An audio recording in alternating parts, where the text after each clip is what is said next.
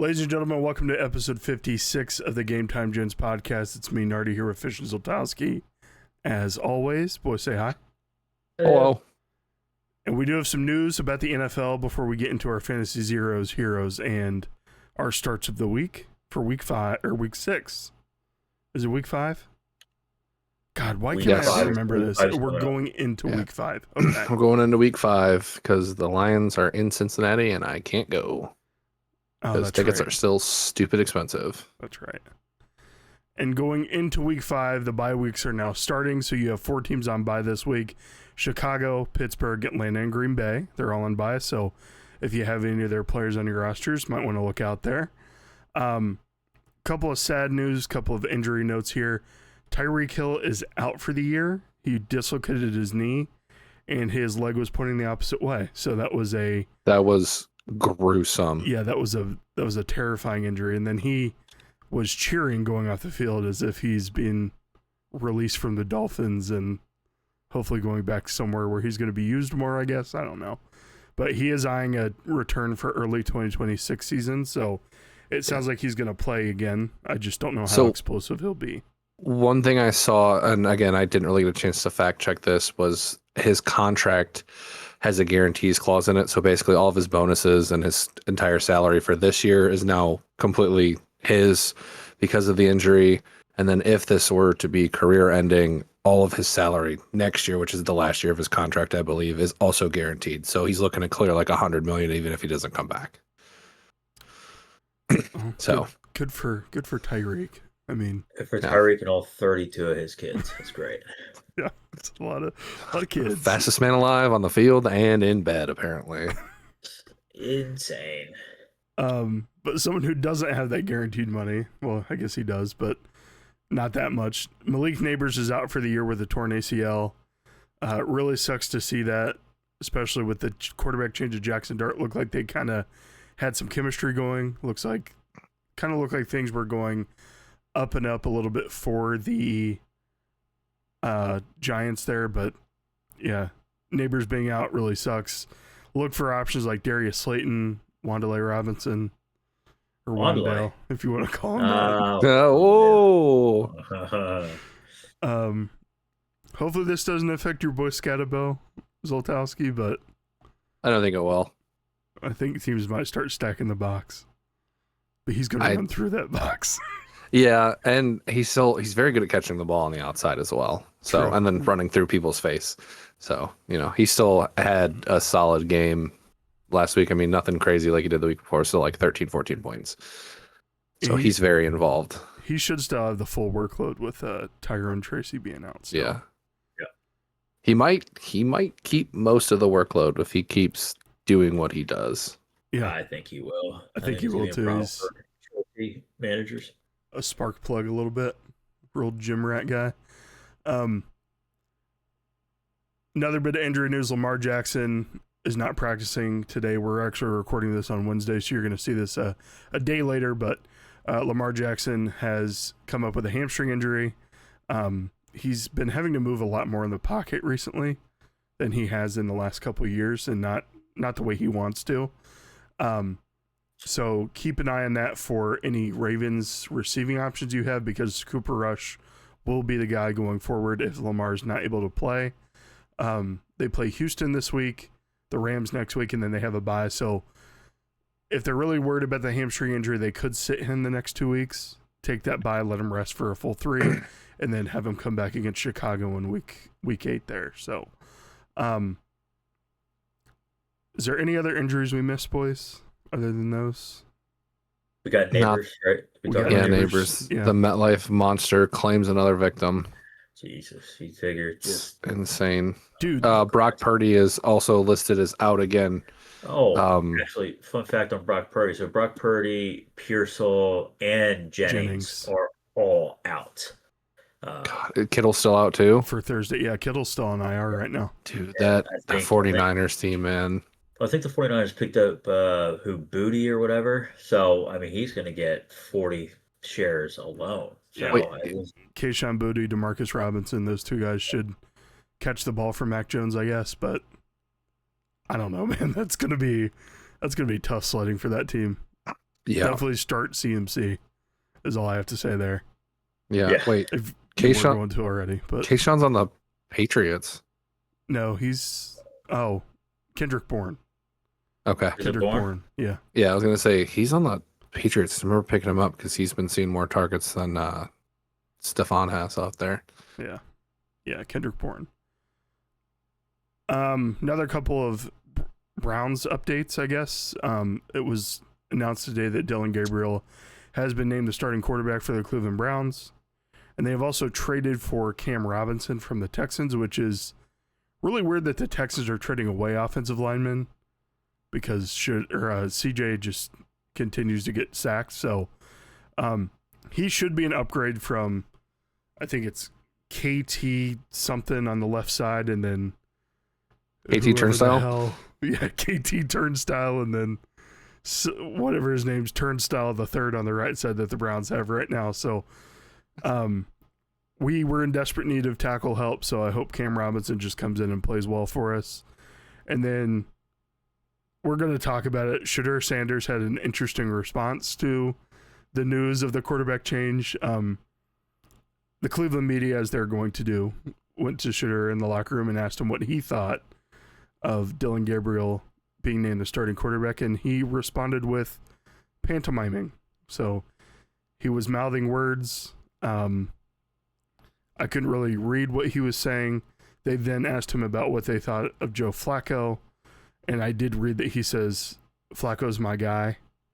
That's what his mouth read, so I don't know if he's upset Flacco got benched, if he's upset he didn't get the starting job, or if this is all kind of a response to what Rex Ryan did on Get Up on ESPN when he really, dropped the hammer down on Shedeur, calling him immature, he needs to watch his mouth, all that stuff. So maybe Shedeur was just, not talking to make a point. But I don't know. It was definitely a weird decision out of him there. A little silly. It's a little silly. I don't know. I feel like you just look at it, right? And we're not the professional athletes that we once thought we were, right? It's just, you feel like a lot of these things you don't want to play into the media or into what everybody else says. So pantomiming is your next go around. Not, hey, support Gabriel, my turn will come up, yada yada yada. But yeah, it's just like everybody's like, all right, what are we doing? Like, just answer the question. Just be supportive. I don't know, because he's third. He's been third on the depth chart. Yeah, he's still listed as emergency quarterback. Yeah, Flacco's number 2. I don't know. Look, in the preseason with how Gabriel played, none of them really played outstanding. Next week it could be his turn. I don't know. I wouldn't, if I was him, I wouldn't be like too upset that I'm not playing this week. So yeah. To me, it's just now you're one step closer. Work a little bit harder. Show that you deserve to be out there instead of him in practice and whenever you do get the chance to get in the game. It sucks. Yeah, you worked so hard to get where you are, and I think his dad and some of his comments may have affected the slide that we talked about in the draft. All the way, everyone expected him to go first round. He fell all the way to the 5th. There was the talks that the Ravens and I think it was also the Cowboys both wanted to draft him, and he said no because he didn't want to be a backup, and now you're not even a backup. Had you gone with the Ravens, you're playing in the NFL right now. You think he would have started over Cooper this week? Yeah. I think he would have. I think Cooper's badass, dude. He played with Dallas, and with that team couldn't do anything. So I don't know. Do you think Cooper's going to take the here we go to Baltimore? There's no way. I hope not. There's no way. Maybe. So the concern I had when I heard Dillon is listed as a starter, which I'm thrilled for the kid, obviously, but he's a left-handed quarterback. So does that does Stefanski have to go into his playbook, put it in Adobe, and just flip everything? How does that work for the offense? No, I think his reads will just change depending on what the play is. Obviously, some plays are designed for, say you're on the left hash and you're trying to run an inside or an outside curl there on the sideline, maybe to save clock. That's the same even with a righty there. I don't think it changes that much. Maybe some of his reads switch around a little bit because of the way he drops back. No, 100%. I don't think necessarily that the planes would have, or the planes, LOL, the plays would drastically change, right? I think more of it might take a slight adjustment because, I mean, one, there's not many left-handed quarterbacks in the NFL, right? Mm-hmm. We know that predominantly right-handed, right? Coming from Flacco being right-handed, Shadur's right-handed, then all of a sudden you throw in a lefty, that ball comes out different. We know that everyone's got 19,000 different throwing styles. They're different. Okay, I know that when Flacco drops back, he throws it at 0.5 seconds. I know to whip my head around and be ready for it. With Gabriel, it's a little different. That ball's coming out on a whole different angle. Like Zoltowski said, if you're doing a curl to the right, 9 times out of 10, you see that ball automatically on a righty, but now it's Right. almost hidden. So now you got to make that mental adjustment going, okay, do I turn a half a second sooner to see if I can see if he's going to throw it to me? So I think the receiving end is going to be a little bit more difficult. There might be some additional drop balls just because of that slight adjustment, because now we know preseason is preseason, everybody's shaking off the dust, but game time's a different mindset. So I don't think the plays will change. I think it might take a little adjustment, especially for the receiving core and even the running backs coming out. I mean, I love Jenkins, man. That guy. Judkins. I don't know. That guy Judkins, too. yeah. I'm talking about his brother Jenkins. Was a great ball player, but Judkins, that guy Judkins. Yeah, they need might to be the deal. remember when they ran 2 quarterback sneaks and then decided, oh yeah, that's right, we drafted a running back and should probably hand him the ball. Yeah, with Flacco, who's just a statue, but Yeah, God. No, they need to feed him the rock more. I think you'll see more in that run game too coming this week with everyone getting adjusted to Gabriel being out there. Hopefully, which is good for them. Dylan Sampson. Hopefully, we see more. God, get Jerome Ford off the fucking get field. Jerome Ford out of there. I mean, a piece of injury news we forgot. The wide receiver 2 is out for the foreseeable future in Cleveland. Cedric Tillman has got a hamstring injury, or I think it's a hamstring. DJ Reed's on the IR too for the Lions, hamstring injury. Ooh. He did not tear it off the bone. That's good. He did get carted off, right? Yeah, game. He did. I remember being very upset. Yeah. But Seymour, Isaiah Bond, a name I've thrown around for the last couple of years. Jamari Thrash, he was always the all-star in preseason, so we'll see if he comes in and makes a difference. But I don't know. It's gonna be tough to not have that big physical target in the end zone. You're gonna see more Njoku, gonna see more Harry Fannin down there probably. So hopefully Isaiah Bond plays and he plays well. He was kind of a round 1, round 2 talent that fell out of the draft for some off the field stuff that the Browns took a chance on, and he's gotten some playing time over the last few weeks. So he's got, I think he had a couple catches last game, nothing crazy, but hopefully pretty fast too. Yeah, hopefully Gabriel will be able to air it out a little bit more to him than Flacco has. So hopefully Cam Robinson is able to give him the time. We play the Vikings at 9:30 in the morning in London, so and I can sleep in for that game. Just make sure my lineup's set the night before. Yeah, you can sleep through that one. I'll be up. I'll be watching it. I get a chance, man. Carson Wentz. Yeah, never know. And your defense is good. The Cleveland defense looked very good. And yeah, Detroit had some miscues on Sunday, which they talked about a lot. But still, I mean, Miles is a force, and he will continue to be a force until he retires. Yeah. But Goff did not get sacked. He has not been sacked in the past 3 weeks. Yeah. Actually. It's a really since week good 1 line there for the Lions. So it's finally coming together. I'm very, very happy about it. Yeah. But Fish, I would have let you lead with this. I didn't know if you wanted to talk about it, but I see that you added it in the doc as I was halfway through. So go ahead. I feel like I'll get reamed if I don't mention it, because I was going to talk about it on our Friday one, but a little bit of small, medium, large news. went to Napa Valley this past weekend, celebrated girlfriend's Andy 30th. Ended up getting engaged, so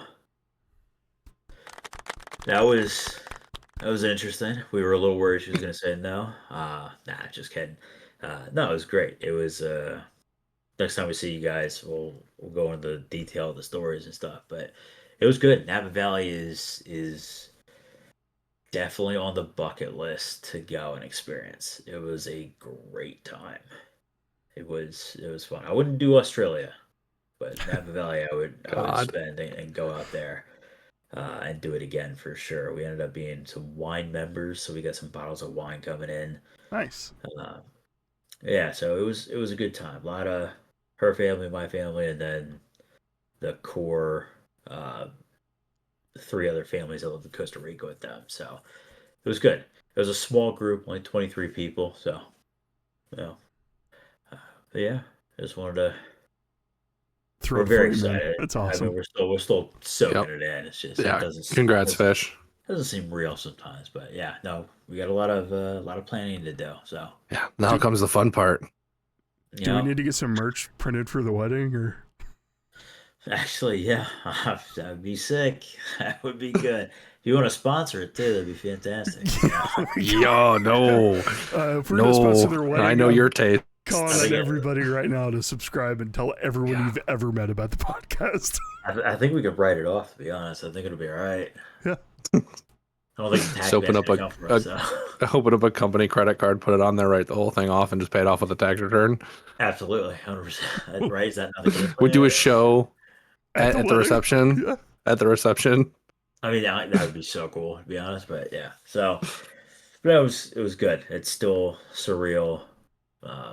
We had a billion people that reached out to us. You know, were you nervous? All this other stuff. Like, nah, we've been talking about it for so long, where it's just kind of okay. Now it's official. Great. Yeah. Let's do the next stage. So, yeah, it was cool. It was exciting. It's exciting. But I want to throw that in there, so God forbid she watches this episode. I don't want to hear about it. So. I'll text her the time code. Like, skip to Yeah, this definitely. time. Yeah, I And think you'll be she's still able on to- episode 7, so we got some time. So all right. But after that happy news, let's get into some bad news about the league. So we'll get into our fantasy zeros. Just gonna list a couple from myself here. Nick Chubb, I hate to put this on the list, but his work really dwindled this past week, and Woody Marks saw a lot more work, and I think he's going to start seeing a lot more work. He's a lot more explosive than Nick Chubb right now. So I think Nick Chubb is going to be one of my zeros this week. And, you know, Woody Marks, keep that name in the back of your head. If you have him, great. If you, it's probably a little bit too late to trade for him. See if he's on your waivers. Definitely want to pick him up. Another one, Derrick Henry. Age is just a number, but is that number finally getting to him? He's only had 39% of snaps. I know most of that was probably game script, but he's had a couple rough weeks. Not up to his standards, not up to where you drafted him. Did he fumble again? I turned that game off after the Chiefs scored like their third touchdown. He did not fumble this most recent week, but he's had 3 fumbles so far this year, and he's lost 2 of them. So Well, arguably lost the games in both of those too. Yeah. So Yep, Bills and the Lions, a game where both they lost because of him.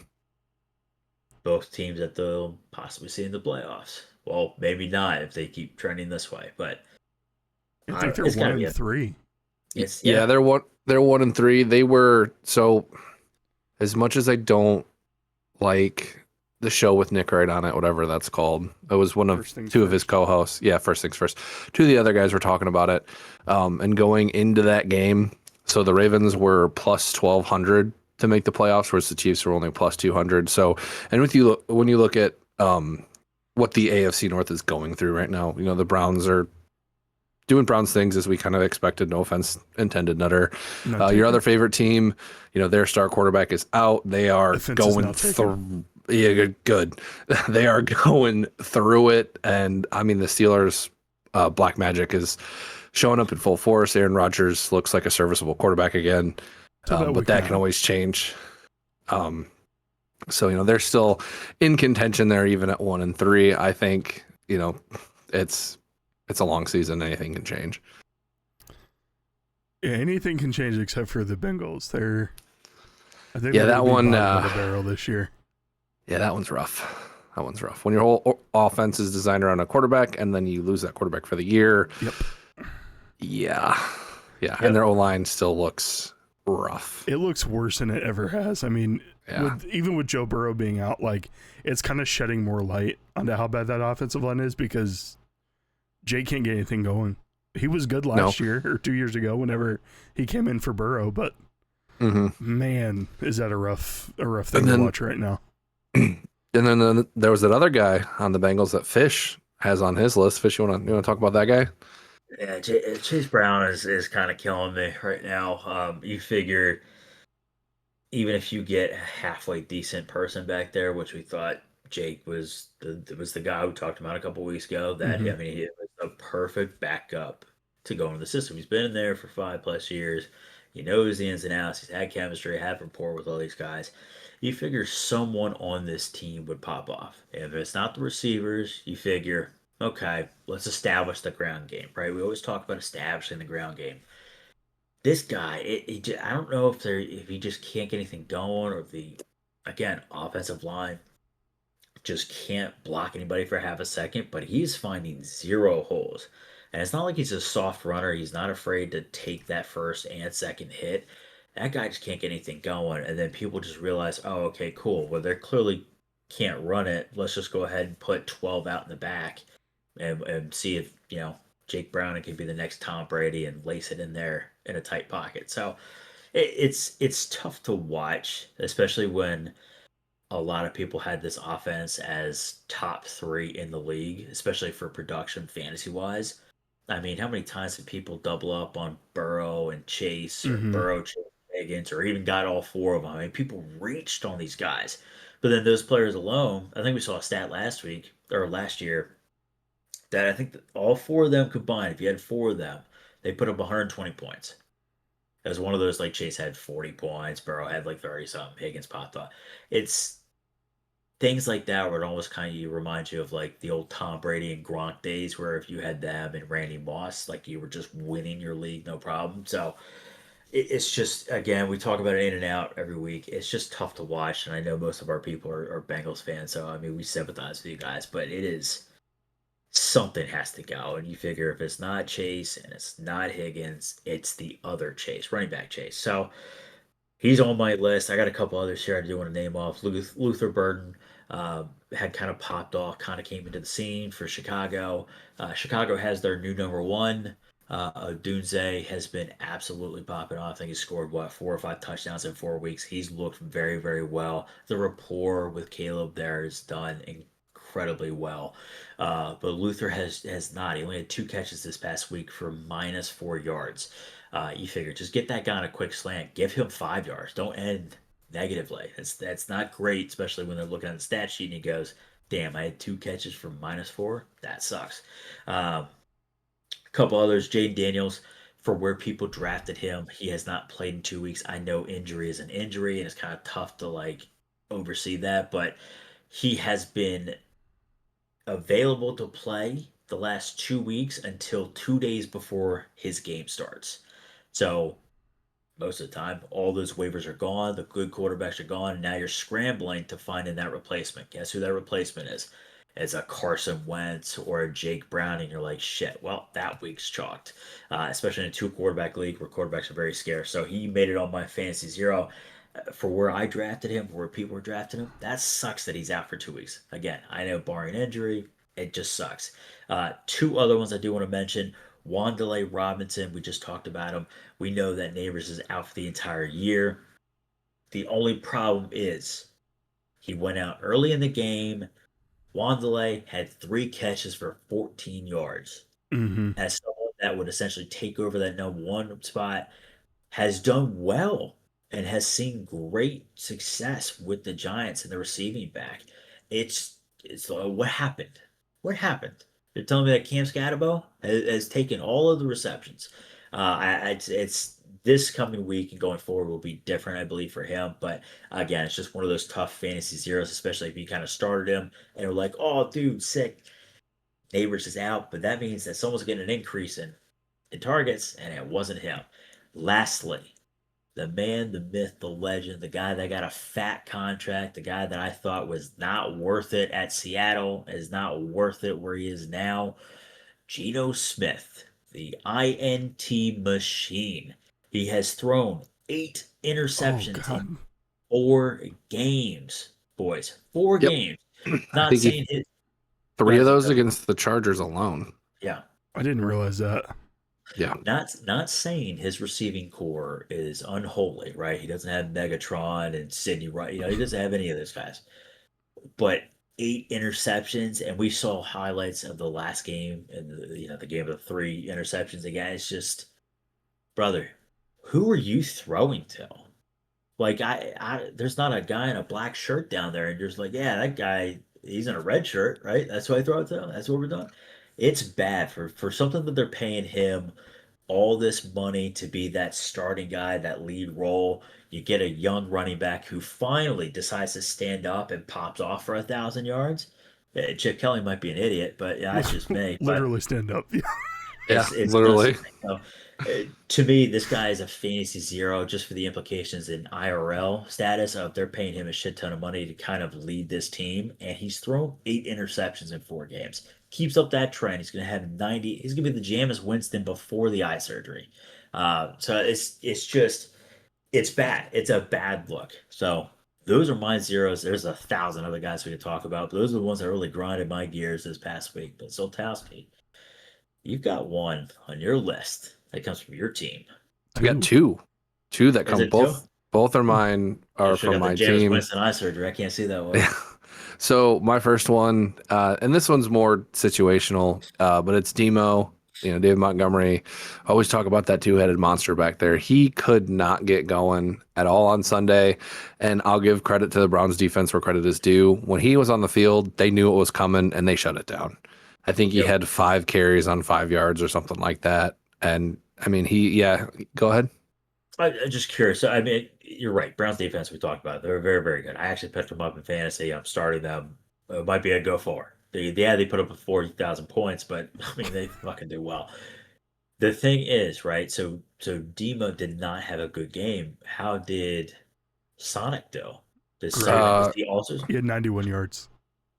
I mean, you give it. Yeah. You Yeah. But I mean, Demo was coming off a 30-point game the week before. I mean, they ran all over Baltimore. And now, granted, we've seen what Baltimore's defense has become, but still, it was rough. You know, I started him thinking, hey, you know, they're gonna use Gibbs to wear him down, and then he's gonna get in there in the short yardage. But even in the red zone, they couldn't get anything going with him. He only had 33% of the snaps, but that's about average for him. Again, he scored 30 points against the Ravens in fantasy on 34% of snaps, or 37. Crazy. But it's less his fault, more the defense's fault for doing a good job at one thing at least. But it sucks when I put him as my RB1 and he drops 0.5 points in a league that my team is already just dog shit. And then I got good old Jamison Williams. He had 2 catches. He's doing the thing again. He's doing the thing He's again. just, for everyone listening, this happens at least 3 times in a show. 2 catches on 9 targets is what he was going to say for 40 yards. He had -3 rushing yards. Every time. Yep. Thank you. Sorry, I don't know what's up with my, and then it just crashed. Are you good? Hello? I'm I'm here. And my Discord is gone. I can't see you, but if I'm still here, yeah. And there he goes. Now, guys, this is take 2. This is round 2. It was just happened twice now. This is what technology does to us. But the next thing he was going to say, he had a few drops on great balls from Goff that could have been big gains. So JMO's had a rough start to the year. I mean, there was a couple games where he really excelled last year, and it was catching the ball deep. But I don't know if it was just Greg Newsome was playing defense on him for most of the time. I don't know if it was more like he was able to lock him down or if there was just safety help over top, but Zoltowski's right. I mean, JMO should be on this list a couple times. So, which is interesting, right? We talk about the Lions having so much offensive threats and offensive capabilities. I mean, they got two stud running backs, a solid tight end, countless receivers. Did you read that too? Okay, guys, Zoltowski's going through it right now. But yeah, we In talk about train. this. Oh, geez, he's back now. But we talk about this in and out, right? Where it's almost too many mouths to feed, right? And sometimes St. Brown, who is an elite receiver, and you're like, yeah, I mean, he's guaranteed on any other team, he would pop off for 15 to 20 points easy on any other team. Hmm. But now it's okay, is he going to be touchdown dependent? Because he's not getting, I mean, yeah, he's getting 5 to 8 targets a game, but I mean, those are just targets when it should clearly be 12 plus. Um, JMO is, I mean, we saw him last year. He looked electric, especially having kind of like a down boom or bust first year, and then he kind of comes in last year and like, okay, a little bit more consistent. I can confidently put him in a flex. This year, I was like, do we just not throw the deep ball, or like, what are we doing? It's just Like I put in there, and you guys probably already said it, but there was 2 or 3 balls that were right in his hands, like at least 30-yard gains, and yeah, we were watching the game, he just dropped them, and right in it his was mitts. right in his mitts, like literally Right in his mitts. Jeez. beautiful. It was beautifully thrown ball from Goff, like right where it needed to be. It literally could catch it in stride while he's running, and he just dropped it. I don't know if he ate too much popcorn before the game with his gloves on, or All the butter. It's all the butter. what. I mean, Amon-Ra was up till 4 the night before playing 2K, and he still popped off for was he 2 really? TDs. He voluntarily I'll- give yeah. up the information. I will. It was all over TikTok, dude. I'll find the TikTok and I'll send it to you. Because in 2K, if you're like a famous athlete or someone, they give you like a VIP pass, so it shows your like actual name. Because there was another guy who was playing with Amon-Ra and Demo or Gibbs, I think. Like it was their name, David Montgomery, with the special symbol, and then Amon-Ra St. Brown with the same symbol, and it was like 4 in the morning or something.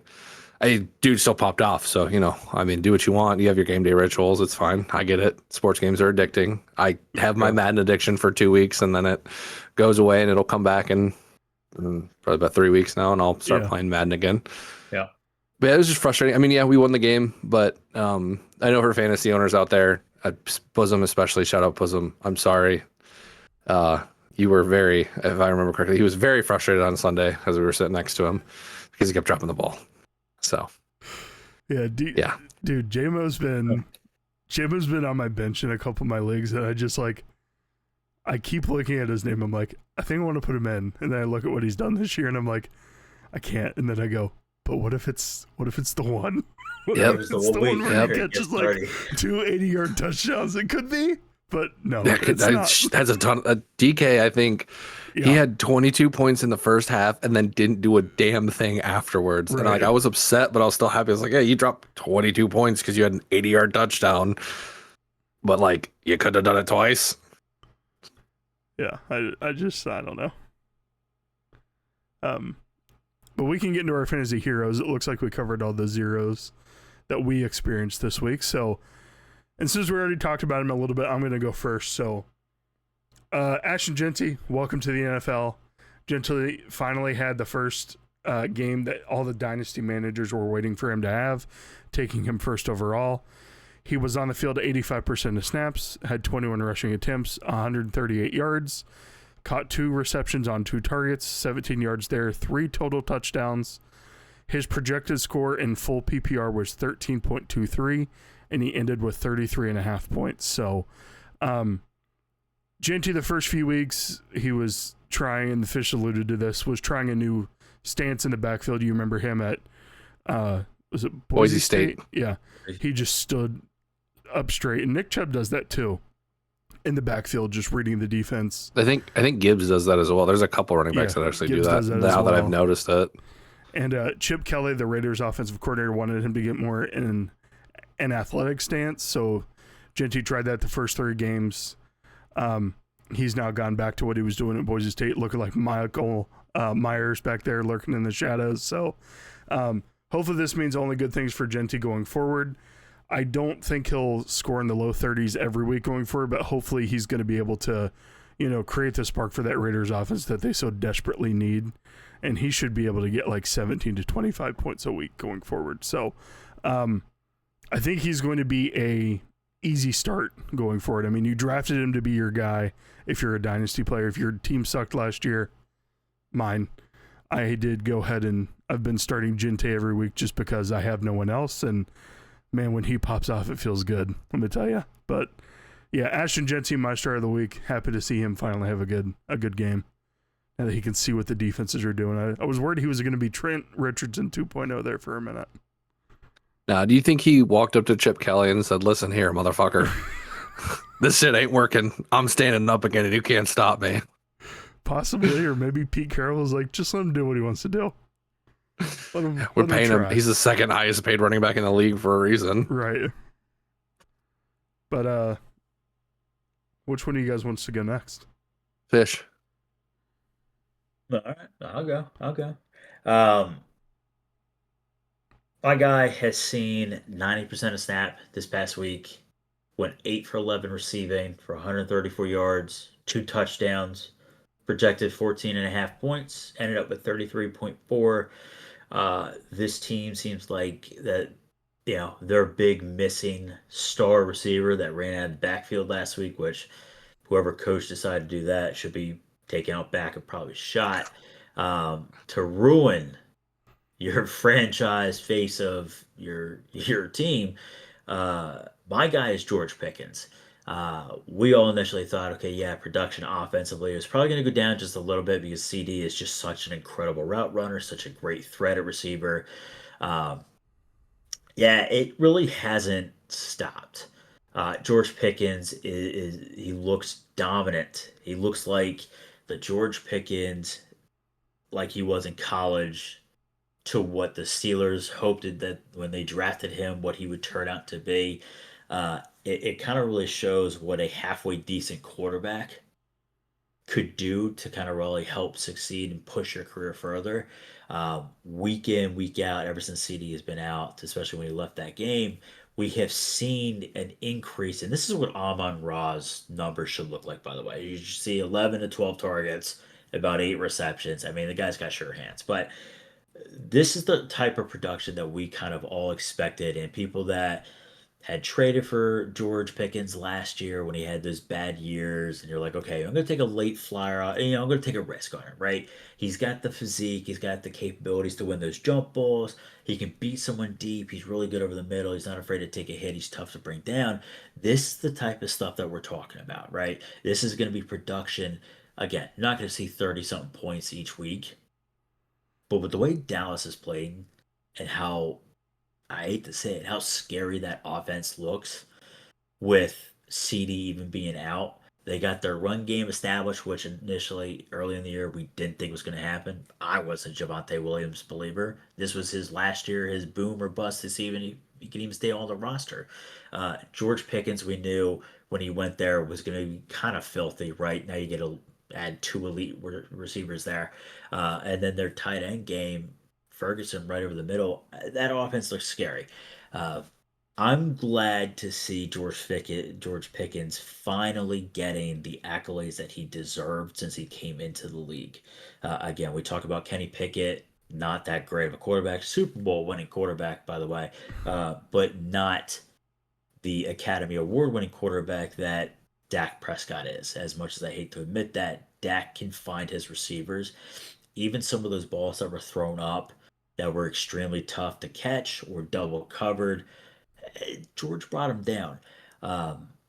So I think, especially with how Green Bay's defense has played this year, where we see them play elite teams and shut them down, and then other teams were like, are they frauds? Are they not?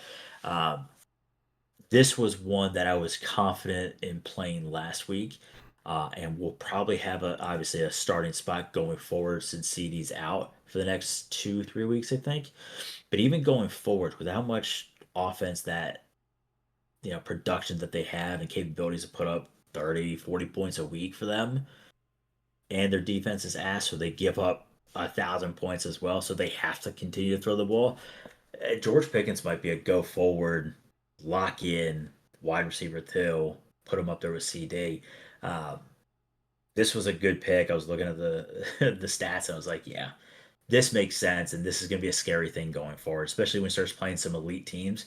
Because keep in mind, not everybody has 2 elite corners. That number 1 guy when CD comes back is probably going to guard CD.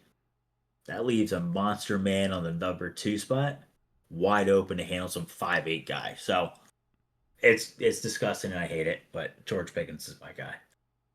Good pick. Yeah, I watched that game. He was making some just insane catches. Disgusting. Yeah. Gross. And we saw flashes of that in Pittsburgh. I remember last year there was a couple sideline balls that he caught, and I'm like, wait, how did, I mean, and he got away clean. It was a clean catch. I'm like, how did you grab that? But yeah, the Dallas, we all thought the Cowboys were going to be, bottom of the barrel, just awful. And now, like, you're right, Fish, they're looking like a scary sleeper out there. And I don't know. I don't like it. I don't like it. Yeah, I was going to say, that's your division, man. I would not be happy. Nope, not happy about it. But I'm going to roll right into mine. And I'm actually going to go with a quarterback this week. I'm going to talk about the king of fourth quarter comebacks himself, Matthew Stafford. There was questions in the offseason. He wasn't practicing, didn't see him at all in the preseason. He's having back issues. Is he going to be able to come back? Is he going to play? Or is it going to be, he's going to be out there, but he's going to be fragile and not as good as he used to be? No, he's still just as good. Still just as good. Obviously, 100% of the snaps. He was 29 for 41, 70% completion percentage, or 71 if you round it up, for 375 yards, 3 touchdowns, no interceptions, and 4 carries for 4 yards. Which Matt probably, Stafford I think, 4 just carries. Yeah, Matt Stafford had 4 for 4 yards. Hey, positive yardage, boys. Career high. He was projected to get 18.32 points. He pulled out a whopping 33.4. So when you're in a double QB league like we are, that is absolutely fantastic, especially when I had Jared Goff as my starting QB, who didn't have the best day, not completely awful. But, he looked to be back in his prime form, back in, I want to say, like 2012 Lions or 2013, back with Megatron. Puka's an absolute animal out there, and he's feeding him the ball. I know he popped off at 2 for 20, 30 points, something like that. And Tutu Atwell had a huge TD to seal the game at the end there. And the Colts are still not a bad team. If you really look at it, Adonai Mitchell should have put him in the fantasy zeros because he lost the Colts that game. He took away 2 touchdowns. Fumbled at the 1 yard line, which, score, then celebrate. And then the holding call on the amazing Jonathan Taylor run. It happens all the time. That kind of sucks. Yeah. That was like a 50, 60-yard run. Yeah, it was a big run. He broke like 3 tackles and then just kept, and it was going. Wasn't Mitchell away from the play too? Like, wasn't he on the other side of the field? He might have been. It was on the right side, I thought. Because they ran... They ran to the left, and he was on the right. Yeah, just don't even call that.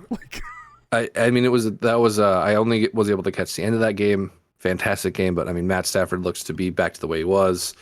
Run game, doesn't really look like it's 100% there, so he's going to be just flinging it like he used to be. Probably going to start him again every week. CJ seemed to get out of his funk. That's why I sat him and started Stafford instead. But no, he looks to be like his back's not an issue, and the Rams are, I think, 3-1 now. The first time in a couple of years, and the last time they started out 3-1, they won the Super Bowl. So, watch out for them. I think they're also going to kind of fly under the radar there. It's probably his last year there as well. I would think he's getting up there.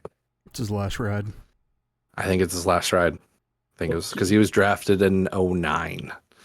Because he was the first overall pick after the Lions went 0-16. Well, Zoltowski, so good thing here, right? To also, Stafford's a hell of a pick there, but your boy has also seen an uptick in usage. Blake Corum has really started to. I know he broke his arm last year, and kind of were like, it didn't really look. They're using him, and he's doing well with it. So. Yeah, if you go back and you watch his highlights at Michigan, his ability to read the hole is, Dave Montgomery does that. Jahmyr Gibbs, they're both very, very good at that. And I mean, they've got some age on him. Well, Gibbs is only a little bit older, but I mean, he does it extremely well. I mean, he broke the record at Michigan for most career rushing touchdowns. I mean, when he got the ball, I mean, and there's some runs too where he just break tackles. He's, as we say, built like a brick shit house. Yeah, he's finally starting to come into form there. If they can just kind of get that going a little bit more, that is a very dangerous team. If you got dual threat there. It's in tight. It's a mute button. Thank you.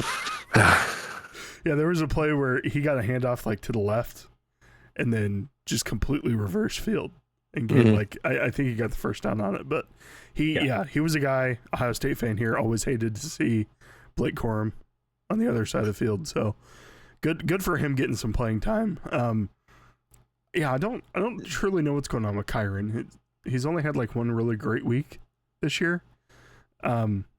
Maybe teams are just able to key on him a little bit better. No, I don't think he's injured. I don't think he's been exactly what he's been in the past.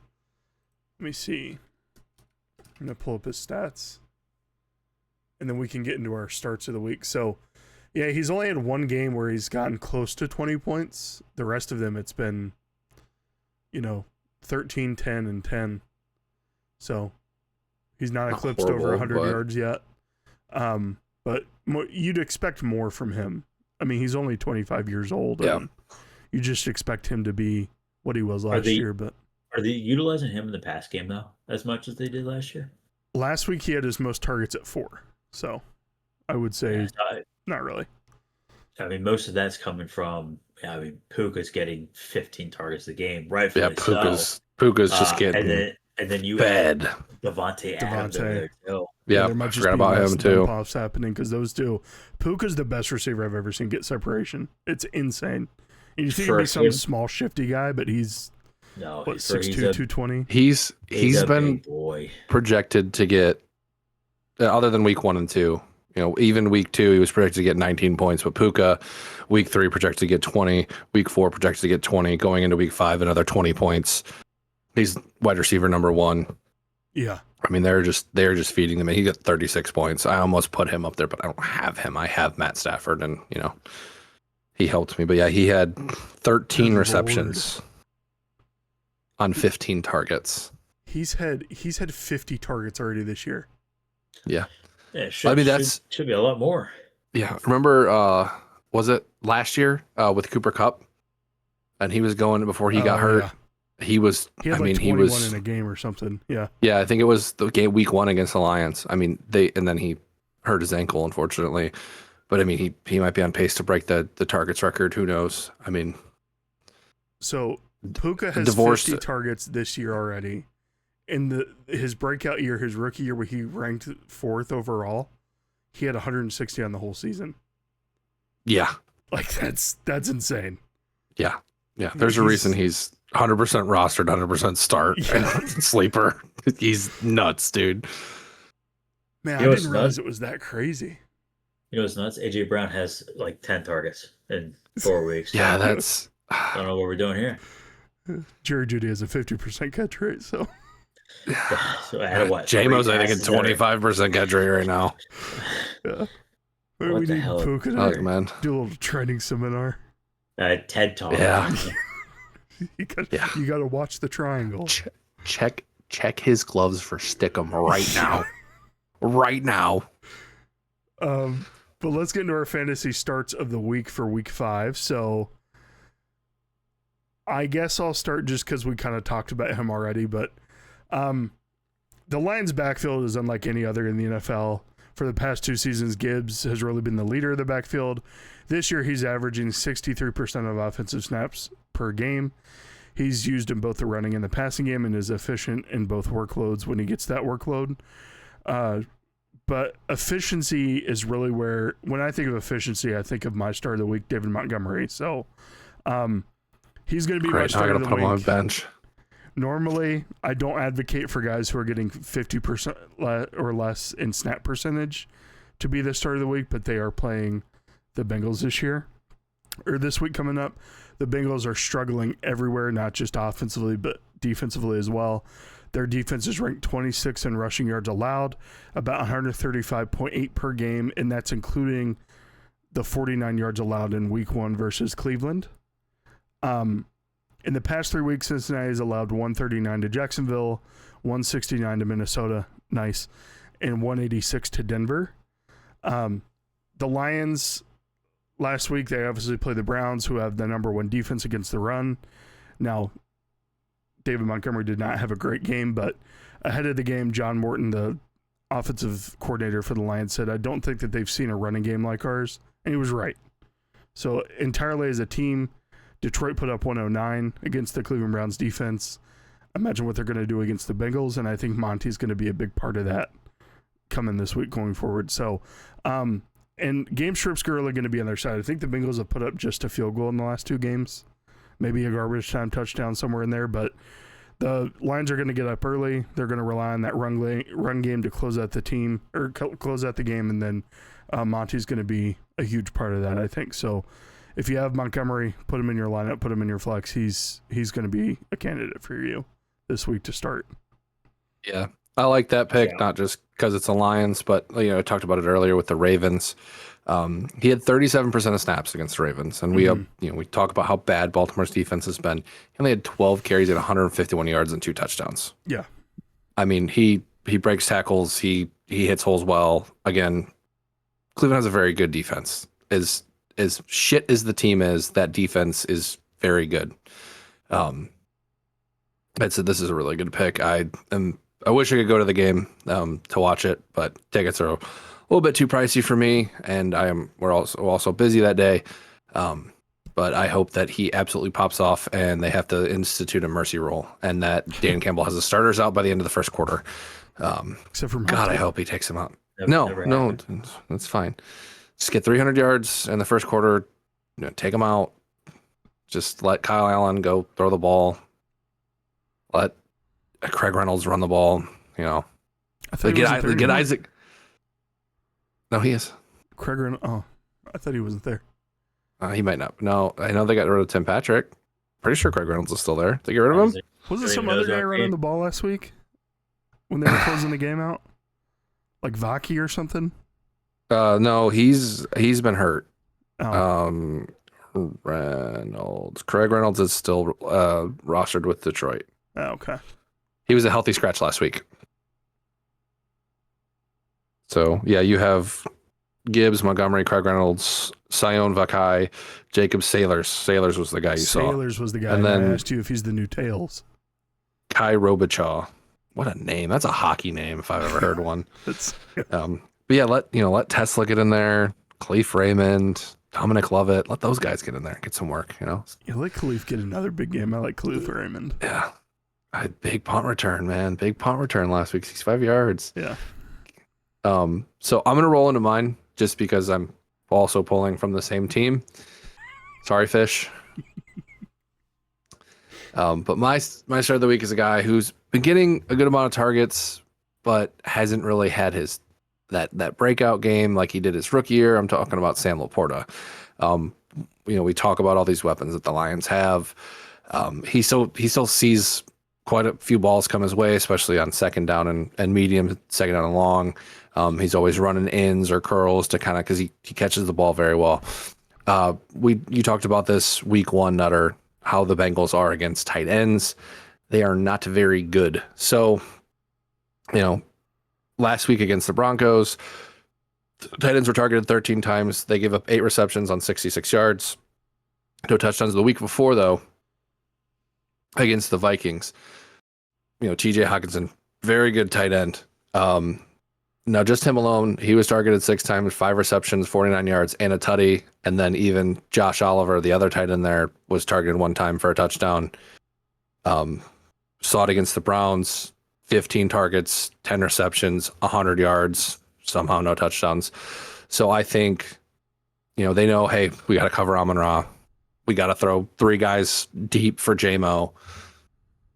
Sam Laporta is going to be right there. They're going to be trying to stop the run game. There's a lot there. But I think this is his game where he finally gets over that hump and stops struggling, and I can start 2 tight ends again. because the other league, Super Active, is killing me because there's nobody to pick up. Yeah, this team is ass, and there's nobody to pick up. So I need the tight ends to start doing something. It sucks. But yeah, I want to make some trades. I'll give you all of my draft picks for one player, especially because Tyreek's on the IR now after that gruesome injury. No, I don't. Your team's trash too. My team's not. Just nuke it. Press the button. Nuke the league. Why would I nuke the league?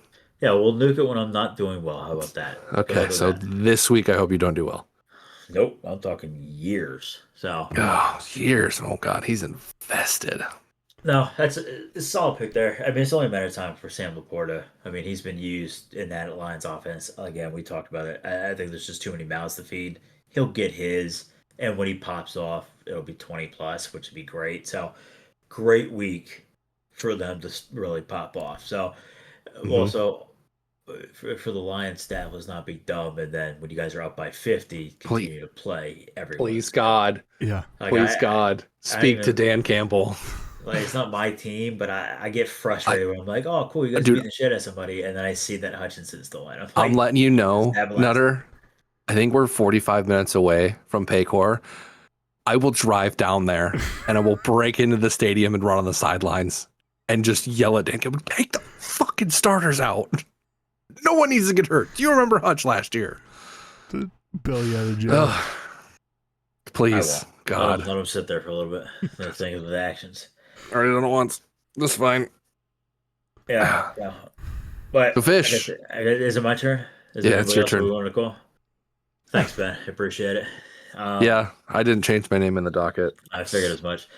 Why would I? I like Ben. We got to get him back on again with all of us. We will. Yeah.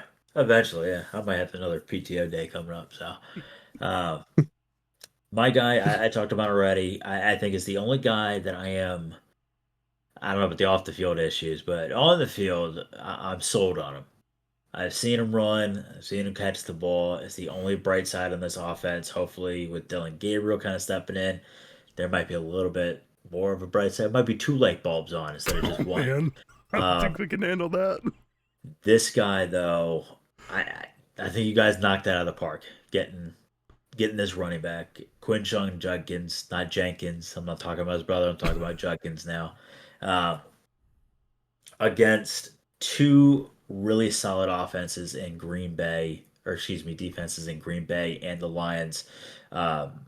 He rushed for 18 rushes for 94 yards and a touchdown. That's 16 fantasy points against Green Bay. Again, this is week 2, doing their thing. That defense is no joke, right? We've seen flashes in the pan. We're like, okay, well, they're really good, and then you're like, they're kind of frauds. But he handled their defense accordingly, waited, pushed out to the outside around the D ends, and then against the Lions, which I was kind of surprised by, with all of their people coming back fully healthy, raring to go. Against the Lions, he had 21 rushes for 82 yards, and then adding also 4 catches for 32 yards and a touchdown, giving him about 19.5 fantasy points. That's 2 weeks against really good defenses that he has succeeded and put 15 over. Again, I keep in mind that this is the only bright side on an offense, especially against the Lions when they were down essentially by 92 in the first 3 minutes of the game. We were winning for a little bit there. No, he scored the first touchdown in the game. Quinshon did. Yep. After two QB sneaks. The Lions starters come out and be like, no, they got the ball. They got the ball first, and the Lions have given up an opening drive TD every game this season. Yeah. Oh, good. That sounds like the Eagles. What happened is we marched down the field, and then they tried 2 quarterback sneaks with Joe Flacco. And then on third got absolutely stuffed. Oh yeah, this guy we drafted, I think first round, right? Maybe second, maybe early second. Yeah, second round. Now let's give it to this guy that we drafted to run the ball and has known to run the ball very well. That's pretty smart. He's good. The other thing is, these last 2 games that he's played in, he's only had 54 and 55% snap share. We know a lot of that is game scripted, but even on 54%, I mean, if we're looking what here, I mean, he's got what averaging 6 yards a carry against Green Bay, and then 3.9 against the Lions. So it's pretty successful. Now, it's something I do want to talk about on the other end. They are playing against Minnesota at Minnesota. Well, not LOL, not at Minnesota, over in London. Minnesota, arguably, it's a better thing that JJ is no longer playing, that Carson Wentz is in. Their defense has been also very wishy-washy this year. We saw Surprisingly. an Yeah, insane surprisingly. defense last year, shutting players down on both the receiving end and the running game. This year, they've been very susceptible to the run game, with some kind of very surprising names on this list. One that is not surprising, Bijan Robinson, when he played against them in week 2 against Minnesota, I think rushed 19 attempts for 125 yards, casual game for him. Put up 19 and a half fantasy points for him, which is honestly on the lower end. But one that is very surprising to me, and boys, happened this past week actually, Mhm. is Pittsburgh, his name is not Warren. Okay, it's Kenneth Gainwell. Any of the old OGs, I love this guy, Kenneth Gainwell. He's a stud player. Um, this man had the career game of his life. Get him Um, out. Get him out of this the game. destroy. I mean, arguably he should have been out. I don't know why he's in. Stop being stupid. But he rushed for 19 yards, or excuse me, 19 carries. I keep saying that. I think I might be losing my mind. 19 carries for 99 yards and then 35 through the air with 2 touchdowns. My man popped off for 31.4 fantasy points. He exposed the Vikings defense. And guess what? Judkins is 2 times the player than Gainwell. We know that they played the Bengals with Chase Brown. We talked about them. They stopped him pretty easily. That offense can't get going. And then we know that DeAndre Swift, we're hoping one day that he kind of comes out of his shell and pops off to the old Swift that we used to see. They kept both of those running backs at bay. But I think the Browns are smart enough to play Judkins. They understand that a lot of the offense, you got to establish the run game. We got a rookie quarterback coming in there. We know that he's not going to sling the ball 1,000 times that first game. They're going to have to rely on the run game. And that's why Judkins is my start this week at the RB2 slot. He's projected 14, I think, fantasy points. I think he'll eclipse that, get close to where he's been lately, about 18 points. Probably over about 75 yards, and then hopefully a tutty. I think he could get that tutty in there. But that defense has been exposed. You guys got a home run with that one. I like this one. As long as he can stay smart in football and not, any off the field issues. So, Did you get me excited for the game Sunday? I think I'm gonna get some donuts. I'm gonna sit down. It's an early morning game. Get some tea, get some coffee. Just go to Lisa's. Crumpets. Go to Lisa's. I don't think Lisa's will have the game on, but Go to his ass. Oh, I guess it is that London. Yeah, I guess. Never mind. That's a good pick. I really like it. Pick. Yeah, the Minnesota defense is just. So I think they're in the weird. same situation that the Bengals are in, whereas Carson Wentz is still playing well, but not well enough to give their defense, like we talked about with the Browns, the break that they need. So they're going out there tired. Quinshon runs really hard. Hated watching him in college because he was really good. But I think that's an easy lock right there. Yeah, I like it. I'm digging it. So, Fish? What are you 3-1 first starts? I'm 3-1. Nutter, you're 1-4, 2-2 now. Or 1-3, 1-3. 1-3. 2-3 after today. I think you get a half. I think you're a half and 3.5 because it was just an absolute layup last week, which almost wasn't. Jordan Mason. That was a layup. I mean, honestly, yeah, both were not great. I mean, there's only one player that's really playing consistently and really taking long shots, but I get it. But I do want to talk about real quick, boys, for the pick'ems. Lovely. I just want to make sure that my name is on the top of that leaderboard. It sure is, buddy. That was 8. It is. I thought I had a rough week. Nutter had a worse week than I did. Nutter went 7-9. I had a rough week. I went 8-8. Thursday game. Even 500. I think he probably would have been 8-8 with me then. Remember to pick your games, dude. And then Fish, Fish over here, Hoo, hoo, hoo. 11 points. Picked 11 of them right. Going 11-5. Bumps him up to the leaderboard. He is now first overall, and the Gents pick him on the year, or at least weeks, 3 and 4? Yeah. Or did we do it week 2? So, Well, congrats to we could go back and look at Fish. these docs and like just accumulate everything. I think it'd be interesting. Yeah. But congrats to Fish. You are only winning by 1 point. I am right on your heels. Nutter is chasing both of our tails. How far So back am I? What's new? you, Fish has 20. I have 19. You have 17. So Oh, I'm right there. I'm in the mix. just remember to pick your games, man. Remember to pick your games. I would have been 18, but Oh, I asked Zoltowski if he could use commissioner powers to put my pick in for Thursday, and he I said no. actually I can't. There is no commissioner powers in the I know. Pick'ems League. Damn. But I like it. You know, it's fun. It's fun little thing. I It's have one good. with my family. Good. It's fun, easy to set up on Sleeper. You know, you can put money in. I think there's actually an option where you can send a link for people to pay you. I would never sports gamble. So, brother, we need to talk. That's a crazy thing to do. Brother, we need to talk. Yeah. but- There's a league. Yeah, there's a league dues tracker in the Sleeper app. So, Oh, there you go. Pretty good. now who paid, who didn't. So, But I'm we looking do to take our Fish pick 'em down. for this week for week 5. The teams that are in gray or in black and white shaded are obviously the ones that are on bye this week. So we'll start with a Thursday night slate.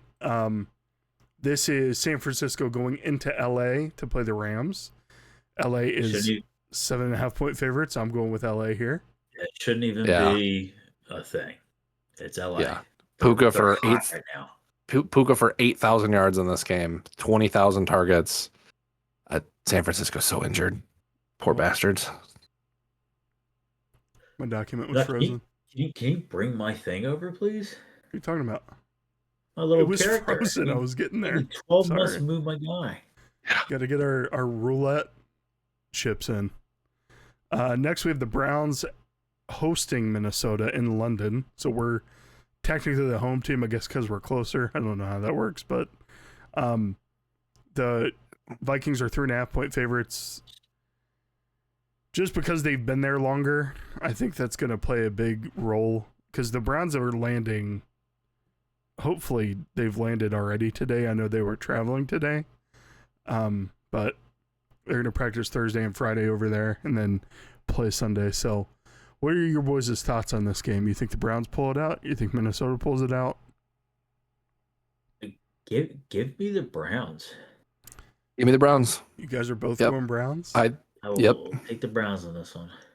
I think that their defense is better. Yeah, Jay Jettas is a threat. Jordan Addison's back. I just think, Dylan Gabriel might bring a new spark to this offense. Like Fish said, Quinshawn's going to have a good game. Their defense has been super wishy-washy. I think they've been drinking too much over there. Aaron Rodgers apparently showed up to the game drunk and just beat the Minnesota Vikings. So Skylar Thompson got mugged, unfortunately. Yeah, I but give me the saw that, Browns. dude. That's crazy. Give me the They're Browns. They're going to get to Carson Wentz, and he's not going to know what. Myles Garrett is going to wreak havoc. Might sprain It's both gonna his be- ankles again. Maybe on he one was play. MVP candidate. Yikes. beforehand. Who's their other backup out there? Yeah, that guy. I honestly don't know. Yeah, no, give me the Browns. I think you get your second one of the year here, and you're a happy man in the morning. I'd be very happy with that. And I'm Next happy we because the have- division rival loses. Yeah. Next, we have Oakland going into Indianapolis. Give me Indianapolis here. They're 6.5 point favorites. Yeah. I think that's Yep. a no-brainer. Indy. They still looked good last week. Again, 2 blown touchdowns. They would have won that game. This next one's interesting, boys. Got the New York Giants going into New Orleans. The Saints are favored at 1.5 point favorites. That's I wanna actually get- crazy. That's nuts. I want Noah's thoughts on that.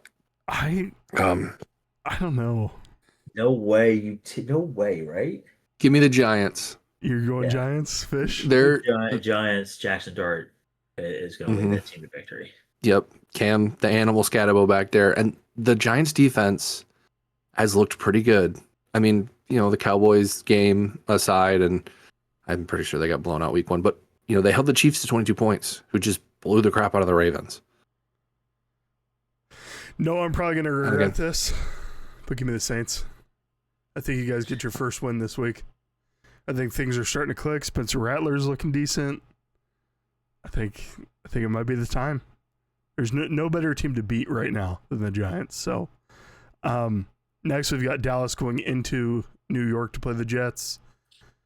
Hopefully no one from Dallas gets hurt. Hopefully Dak stays upright. Dallas gets to 2-2-1 on the year.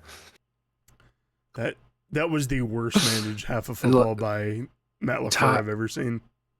Just bring the college football overtime rules are so fun to watch.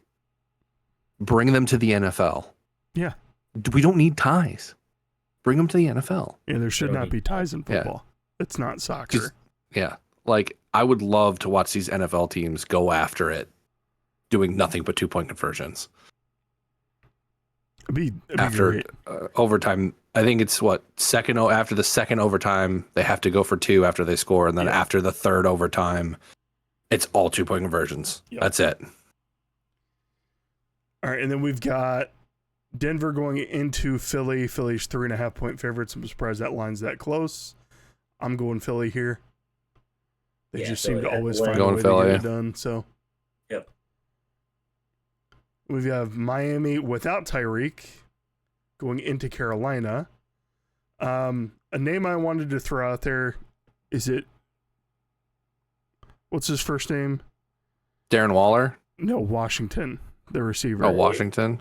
Malik Washington, yes. Malik Washington. Malik Washington is a guy, if you don't have him, pick him up if he's available in your league. Miami's 1.5-point favorites. Right now. Don't think Darren Waller's going to be a factor. I mean, that was a great story to see him come back and score 2 touchdowns, but I don't know. I don't know if he'll do that every week. Not 2, but maybe he'll just be the red zone goal line threat. I'm going Miami here. I want Miami, please. Yep. A Chain and Ollie Gordon both look really good as well. Their running game is pretty solid there. And honestly, fantastic. It's about damn time that Jalen Waddle finally eclipses and becomes the number 1. Give that man the rock. That's it. Give him the rock.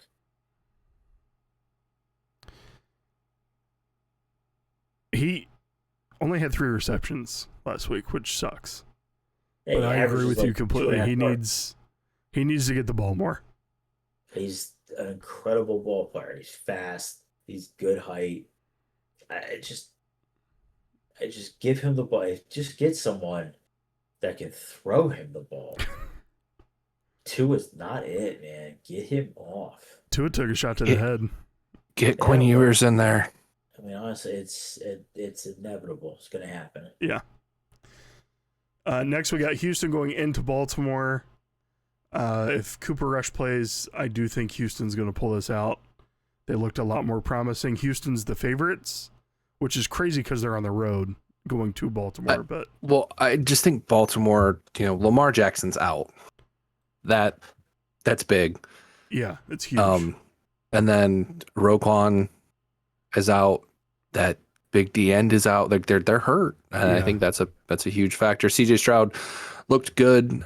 He finally kind of found himself a little bit again last week. Again, it's against the Titans, but hey, what a better team to get a get right game with, Absolutely. The poison's out of the locker room. Yeah, I'm going with Houston. Give me Houston.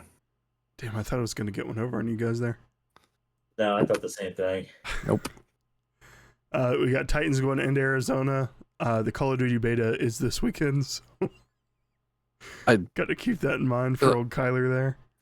I'm going to quote Cam Ward here. We straight ass Tennessee Titans. Give me the Cardinals. Cardinals. They're struggling, man. Brian Callahan's getting pissed off at players. Sorry, Fisher, going to Arizona as well. Yeah, I think they're starting to find that chemistry between Kyler and Marvin Harrison Jr. I feel like he drops a big opportunity for a good catch, and then all of a sudden just pops off. So, yeah. Trey Benson looked good, too. He's out on the IR. Oh, he's out on the IR now, too? Yeah, he's out for at least 4 weeks.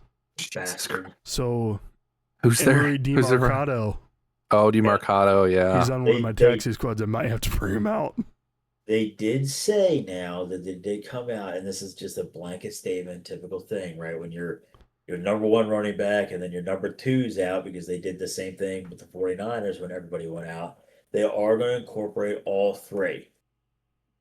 Michael Carter is back there too, and we've seen him do some decent things when he does have the opportunity to kind of step in on minimal snaps. All it takes is one big-ish run for that guy to then own that percentage of snaps. So just keep in mind, because I thought the same thing. I was like, okay, I'm going to start that guy for sure. He's projected 11 points. He may hit that, and we might be wrong. But just keep in mind that they are going to try and utilize all three running backs, especially for a Cardinals offense who's mostly pass first right now, with Trey Benson being out and James Conner. So just kind of, you're a fantasy guru, just watch out who you play from the backfield. Yeah. Just keep an eye, give it a week or two, see who really owns the reins. It should be that DeMarco guy or whatever. But DeMarcado. That guy too. I was talking about his brother DeMarco, but DeMarcado should be it. He should have the reins going forward because Benson did have the IR, so that is 4 weeks out as of this week. So just a heads up. Which is really unfortunate because I know people who have had Benson on their rosters. It's like, he's finally going to get the workload, and nope. A little bit more. The next game, these are all 4:00 games, by the way. The Tennessee Titans go into Arizona, play at 4. Arizona's 7.5 point favorites. I forgot to mention that. Next game, we have the Sam Darnold, Baker Mayfield reunion of the Carolina Panthers team coming in. So that's a far way for the Buccaneers to travel, is all the way up to Seattle, and Seattle's 3.5 point favorites. Keep in mind, right? Baker did not practice today. They do not know if he's going to start. They are not going to push it for him to start. They are 3-1. They've got a great offense. Godwin just came back. They're not going to rush these players back. Let that be the decision. Now you got to get. I don't know how we operate this, right? Because Bucky Irving also did not practice. Sorry. Yep. So I mean, we see these players. I don't know how we would anticipate if we want to do like the three of us, right, with the Jaden Daniels and stuff like that, where Washington should win, Bucks should win, but if Baker doesn't play, clearly the Seahawks have way more of a favor. Good old Teddy Bridgewater is a backup, by the way. Sorry, go ahead. No, I was gonna say what's the implication there? Because I want to say the Bucks if everybody plays, but at the same time, if they say no, I want to go back on it. Yeah, I mean it's totally dependent on even if Bucky doesn't play, it's all really Baker. I agree with you there. Yeah, and it's so the big thing with injury reports in the NFL. Tuesday, Wednesday don't matter as much. Those can be rest days for veterans. Bucky may be a little young to be on that list, but Thursday, if they don't practice Thursday, that's a day you really got to worry about. Thursday, Friday, those 2 days, if they're not getting any reps in at all, if they're limited, they're probably going to be good to go. But keep an eye on the injury reports. They're supposed to report that every day after practice, letting the media know who practiced, who didn't. So I'm in the camp of, even if Baker plays, even if Bucky plays, I think Seattle's a surprising team, and I think they're going to be a little harder for Tampa Bay to go against, even if they're fully staffed. So I think I lean Seattle here either way. If Baker definitely doesn't play, and if Bucky definitely doesn't play, then definitely Seattle, obviously. But I'm gonna pick the Seattle Seahawks right now. I think that they're gonna be able to pull that out. So where are you guys gonna pledge your allegiance to this game? That chemistry of Sam Darnold and JSN, it's kind of blossoming. Even if it's just the fourth quarter. Yeah, and the run game's a little weak right now because they don't. Again, the Charbonnet's getting 12 carries, and then Walker's only getting 9, so it's just like, what are we doing? But if Baker plays and Bucky play, I'd take the Bucks. I think it's closer than what we think. Yeah. But if they play, give me the Bucks. If one of them is missing, and I like Rashad White, but then Seahawks take it. But I think it's dependent on if Baker plays or not. Yeah, I'm right there with Fish. I mean, Baker has just over the past couple of years. I mean, we've seen what he's done. I mean, I thought they were going to come back against the Eagles and tie that game at the end there. Nah, under control, under lock. But he's just, he just looks very good. But I feel like if he doesn't play, then it's Teddy Bridgewater. I can't tell you the last time. I think he didn't play at all last year. I think he was coaching high school football, won a state championship. Sam Darnold, JSN connection, very strong. I think I'll just pick Seattle. I think the Bucs are smart because he's not only has a knee injury, he has a bicep injury. Mm-hmm. I think they arrest Baker this week. It's not a divisional opponent, right? No, correct me if I'm wrong. The same conference, it's just not division. Same conference, not division, and because it's the Bucs, the Falcons, Panthers, Bucs, Falcons, Panthers, Saints. Yeah, I mean that. Rest all the starters the rest of the year. They still win the division. I think they, if he's got 2 injuries, I think they sit him. I think you're right with injury reports, but I don't risk him getting hurt. And then now all of a sudden you have Teddy Bridgewater as your quarterback for the rest of the year. I mean, we look at the Bengals and we know how that's going. So give me the Seahawks here. This one's hard. This one is tough. Yeah. Wow. I'm not going to lie to you. If Baker comes out as playing, I'm going to switch it to the Kid just flip flop. The Bucs. That's three times, ladies and gentlemen. Kid just flip flop. Yeah. You got to you got to lock it in now. Nope. There's no locking it in. There's too many what ifs for this game. Fish, where are you locking in? If I'm going to make a bet on this game, it is going to be dependent on who plays. If I'm going to put money on this game. I wouldn't bet on this game. I'd bet on the player props, but give me the Bucs. Give me the Bucs. Even if Baker plays or not, I feel like they'll figure it out. Teddy will game manage enough, and then they'll just force feed Bucky and that entire young receiving staff. It's only our second outlier today. We're on the same side everywhere except for the Saints and the Buccaneers. Let's see if this next one we have an outlier. We're not going to. No. Lions by 80, baby. Detroit going into Cincinnati, only a 10.5 line. I'm kind of surprised there, but I'm definitely going Detroit. Yeah, Detroit, please. Although if you bet I might not be on the Bengals pod next week if we lose this game. I might not be on the pod if we lose this game. You might never see me again. I might bury myself in a hole somewhere. Next we have Washington going into LA to play the Chargers. Man, that stadium's going to have a quick turnaround. It's a couple days. Chargers 2.5 point favorites. Jane Daniels is all systems go. That was announced today.